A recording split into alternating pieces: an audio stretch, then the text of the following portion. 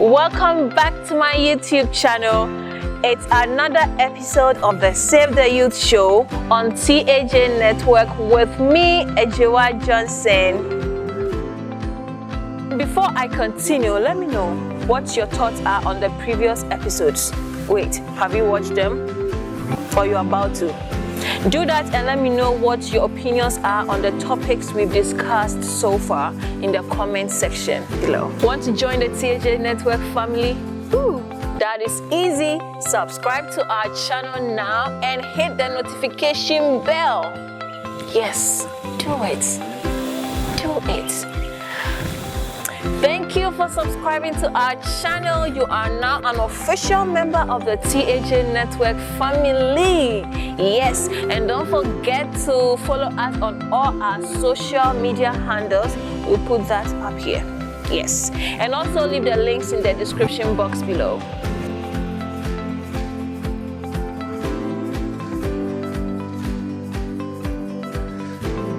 On today's episode, we are talking about the financial decisions of the youth today.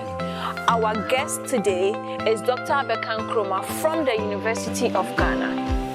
We asked Dr. Abekan Kroma a few questions about how the youth of today can make relevant decisions regarding their financial life.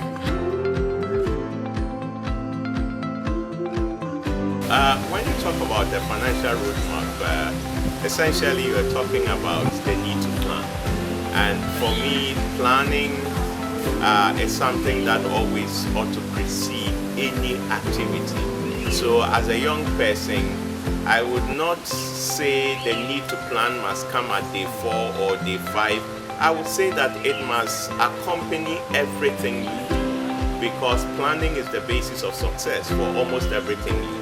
And so for me, whether it is finances, whether it is your school, whether it is your studies, everything that you do, you first ought to plan, because the plan is actually going to show you where you should stop, where you should start and where you should stop.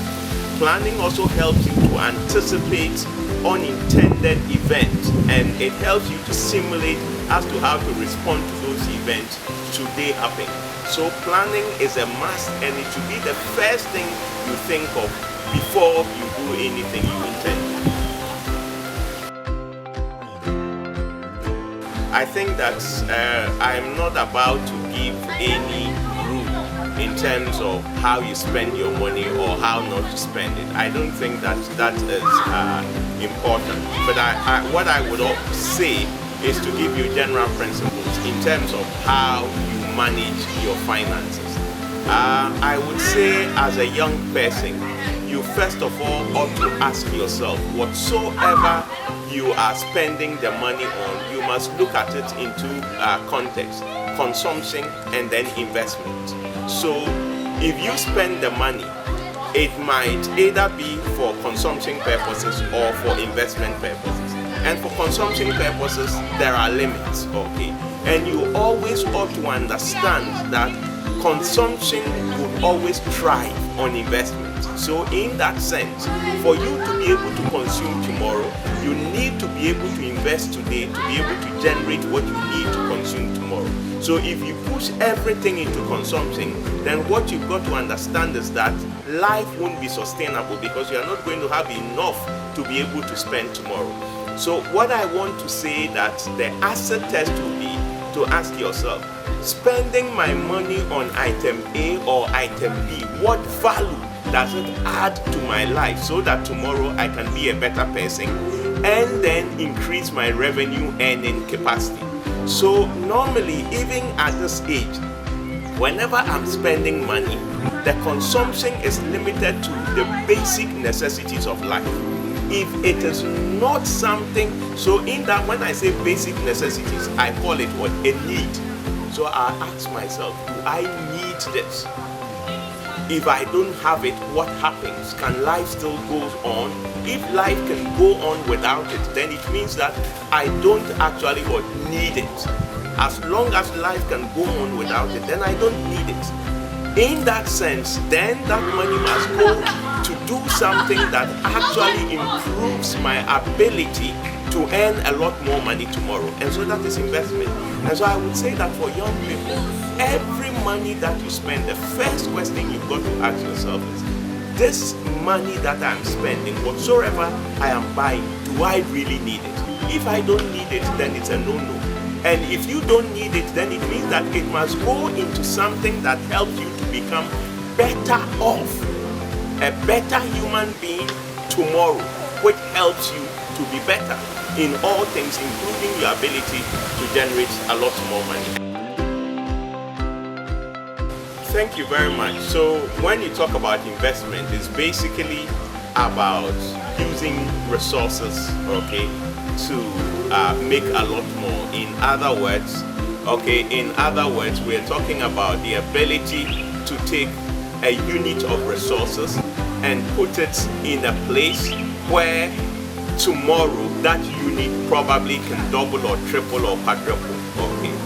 Unfortunately, whenever we talk about investment, people tend to focus mainly on one side, maybe just buying a treasury bill or going to invest in a bond. And these days, young people want things quick, and so they are doing Bitcoin and all those things. Of course, I don't have any problem with that, but I think that investment, whichever way you look at it, comes with what? Hard work. And so there are different sorts of investments. One of it could be investing the little you have in an income-generating activity. But oftentimes, young people will say, I need capital to be able to start whatever it is that I want to start. And that's where sometimes I have problems with young people. So far as I'm concerned, there is too much work in Ghana. Okay, it is just that the young people we have today are either lazy or two, they don't have patience, and so they want to make money quick. I remember meeting some folks in my church who were complaining that they don't have, there is no job, they don't have work. And I told them that, you know, where I live in Lagos, the guy who mows my lawn and does my garden, I pay this guy close to 200 Ghana cedis a month, okay? And the mower is for me, the secateurs that he uses, everything is for me, the water is for me, and yet I pay him almost 200 Ghana cedis a month, and he comes here maximum 2 times a week. So I told them that, you know what, I can buy you a mower, and all you need to do is to go around this campus and look for people who are looking for people to mow their lawn. You probably will get about 20 of them in this campus. And once you start, you would realize that you begin to gather the skill. You can go to GIMPA, you can go to UPSA, and it won't take a long time. You will start a company because the jobs will be so much that you can no longer do it and you need to hire people. That is investment, okay? It is so investment is not necessarily going to get something from somebody to invest. It is investing what you have. The first thing God asks Moses is, what do you have in your hand? So that is where investment starts from. It is always about what do you have in your hands. When that woman, okay, whose husband was dead and had debt to pay, okay, the prophet said that he should bring that what little. He should go and bring gallons and what bowls or something and fill it. Okay. When Elisha wanted to bless the woman of Zarephath, he said that go and bring that little what dough that you have. So investment is always about the little that you have. But once you are committed, you are dedicated, and you are truthful, then God will bless that, because God blesses the works of our hands. So for me, when you talk about investment, working hard is number one. Of course, we can have the money market instruments all over the place where you can invest, whether it's treasury bills or whether it's bonds or whether it's shares or whatever. But even that in itself is also hard work, because once you put your money there, what it means is that you either have to pay someone to monitor it for you, or you yourself must monitor it, else your money will go bad. So there are different things that you can invest in, but I think that the first point is what? Essentially, what you are trying to say is that hard work doesn't matter. It is your talent, because as for the talent, it was given to you. Okay, but that's not true. Okay, I think that if you look at people who have been successful all over the world over a long period of time, there is one common thing you find amongst all of them, and that common thing is hard work. Okay, that common thing you find about them is actually hard work. So for anybody to say your hard work doesn't matter, but it is your talent that matters, is neither here nor there. Because in this world, one defining factor for success across generations is hard work. Look, if you have talent and you don't work hard, okay, it will amount to nothing. Okay, let's look at somebody like Cristiano Ronaldo. Okay, you hear a lot of stories about him that this guy is the first to go to the training field and is the last to leave. But he is actually talented. But he doesn't just take that for granted. He works hard. And across different professions, even when you are a pastor and you don't work hard, it doesn't matter your anointing. If you don't work hard, the anointing may leave you. Okay? In that same way, if you are a student, your grades actually matter, because let me tell you, if you perform well in school, your grades will then be able to send you to a certain level where you can then demonstrate your talent for people now to know that you have this. If you don't get to that level, okay, it is not possible for you to demonstrate your talent to the people who really matter, so that they can help you to get to your next level. It's so awakening, soaking all that enlightenment in, I have learned a lot, and I'm sure you did too. Do you agree with Dr. Abeka on the ability of a person to recognize the difference between a need and a want? Let me know what your thoughts are in the comment section, Let me know what your thoughts are in the comment section below. Let's go for Dr. Abeka's final advice for the youth. I would rather give an advice not just about finances, because finances is just one of it. I'll just give an advice concerning life. Okay. One of the things that I have learned over the years is truthfulness, integrity. Okay. So if you want to succeed, I think that every young person must learn the virtue of being honest. It's as simple as that. And when you are honest, okay, I want to say honesty, and then you must be hardworking. If you can master these two principles, I think that everywhere you go, you will succeed.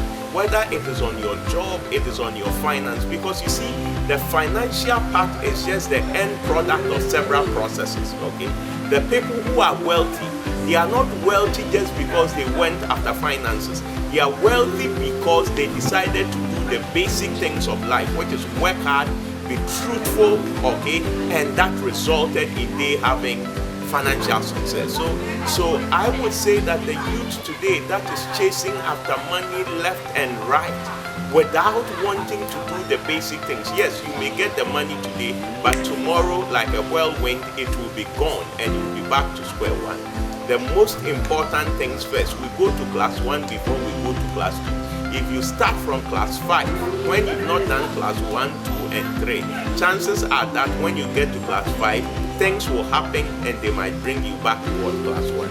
And that is what I see happening most of these days. So we need to think about honesty, we need to think about hard work, we need to think about patience. Don't try to start where some older person is ending. I am not saying that you can't overtake, but let's not greed go before us. Let honesty, let hard work, let integrity go before us. And once we do that, in everything that we do, we shall be what? We shall be blessed. Just as was said by the psalmist in Psalm 1. It says that if you do all those things, you shall be like a tree planted by the rivers of water that bears its fruits in its season, its leaves does not wither, and all that he does will prosper.